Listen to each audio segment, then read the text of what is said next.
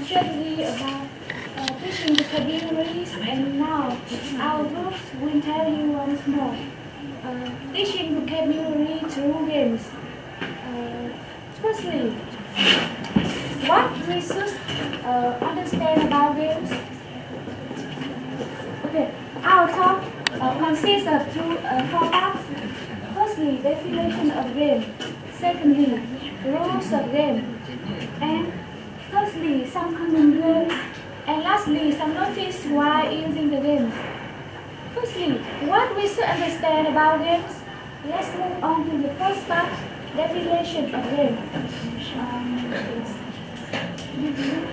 Games is a type of play activities conducted in the context of pretended realities in which participants try to achieve at least one arbitrary and non-trivial goals by acting in accordance with rules, and in another ways. Game is structured activity usually undertaken for enjoyment and often used as an educational tool. Yes, in our seminar today, we will focus on the way people use the game for the purpose of education. What is the reason many people often use the game in teaching? Now let me tell you the roles of game. Games have much role in teaching, but in fact, firstly, games have a great motivation to students. In lesson, if much students think that they are playing, but actually they are learning. And secondly, game can get more attention from the student to the teacher lesson. Besides two roles, the game can make students relax and comfortable after the long lesson. And now, the first part, I will introduce you some common games the teacher often use in teaching, such as crossword, word sort, or snack word, hangman, reader, or the games Who Am I? I know all of them are very popular to you. And to know more about it, we will take part in the game in the last after my talk. And now, some notice the teacher should pay attention when using the game in the lesson. Link will tell you. Thank you. So up to now you have known the definition, the roles, as well as some common types of game. Now I will continue our presentation by sharing with you some notices teachers should know before and while using the game. Firstly, before using the games, tell me, before you use a game, you give a game to your student, what should you think of first? Choose the first time.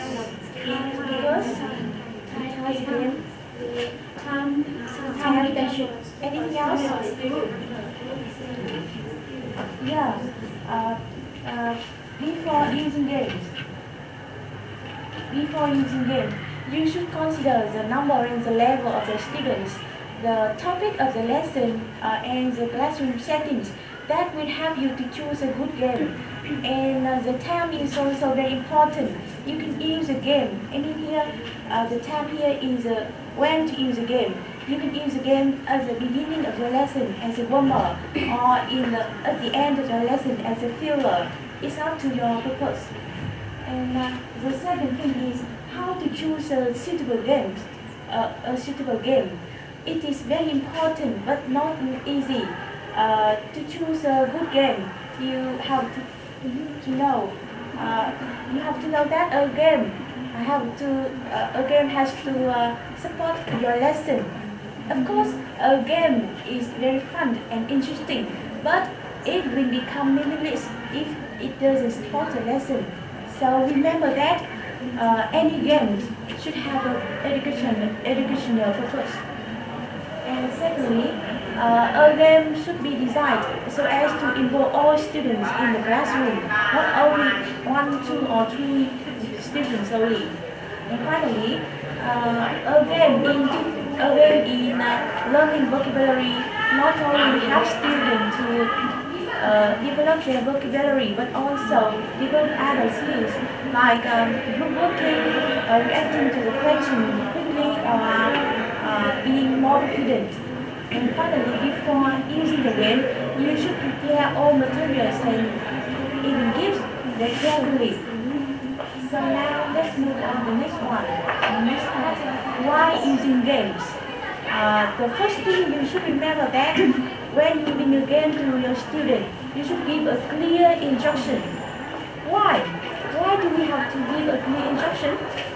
So that we can know understand game is playing. Yeah. When the teacher gives a clear instruction, the students can understand the rules and how to play the game, so that they are ready to play. And the second thing, the teacher can become the model. They can demonstrate by themselves, so that the students can understand the game and they can follow. Next thing, you should consider the time for games. A game should not last too long. If not, the students will lose the interest. And finally, you can give gifts to the students if necessary, especially for the game when the game is designed with a spirit of competition. You can give gifts to the winner. So I have told you some notices you should remember when you want to give a game to your students. So, how do you feel now? Want to take part in the game. Yeah. I saw that, so you look a little bit tired. Do you want to take part in a small game with us? Yes. Okay. The game's name is Riddle. In this game, I will give you a word first. Then I will ask you to change some letters in the word to make a new word. Do you understand? Yes. Yeah. Now the first word. Look at the screen. The word is phone. And change the first letter to make something you see in the early morning. What? We read F D. D. So we have the word. Okay, that's good. Thank you. And the next word. Content. Do you know this word? Yes. Now change the sixth letter to make a new word which have similar meaning to situation. Speaking louder. That's right. The next word, fact. Change the final letter to make something that helps you feel cool.